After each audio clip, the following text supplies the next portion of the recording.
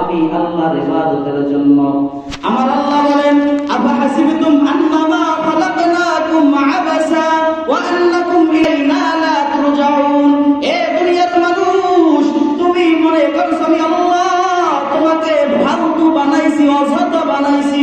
না না না, তুমি ভাবিও না আমি আল্লাহ তোমাকে ফালতু বানাইছি, অযথা বানাইছি।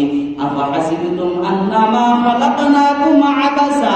এ দুনিয়ার মানুষ, মনে করছো আমি আল্লাহ তোমাকে অযথা বানাইছি, ফালতু বানাইছি। ওয়া আন্নাকুম ইলাইনা লা তুরজাউন, তুমি মনে করছো তুমি আবার আমার নিকটে আসবা না, আবার আমার নিকটে ফিরবা না।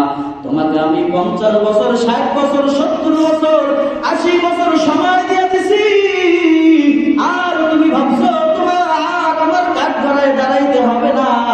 না না না না, তুমি সেটা ভাবিও না। তোমাকে আমার আল্লাহর কাঠ গড়াইতে দাঁড়াইতে হবে। সেই যে কিয়ামতের মাঠ, ওই ভয়ঙ্কর কিয়ামতের মাঠের ভিতরে তোমাকে দাঁড়াইতে হবে। আমি আল্লাহর কাছে তোমাকে দাঁড়াইতে হবে। আমি আল্লাহ তাআলার কাছে দাঁড়াইয়া তোমার জীবনের পাই হিসাব দিতে হবে। তোমার জীবনের আঘাত গুনাহ হিসাব দিতে হবে। তুমি জীবনটাকে কোন জায়গায় করছো? আমি আল্লাহ তোমার জন্য দুনিয়ার ভিতরে দুইটা পথ রাখছি। কয়টা পথ? দুইটা পথ রাখছি। ফারিকুম ফিল জান্নাতি ওয়া ফারিকুম ফিস সাঈর। একটা পথের নাম হলো জান্নাত,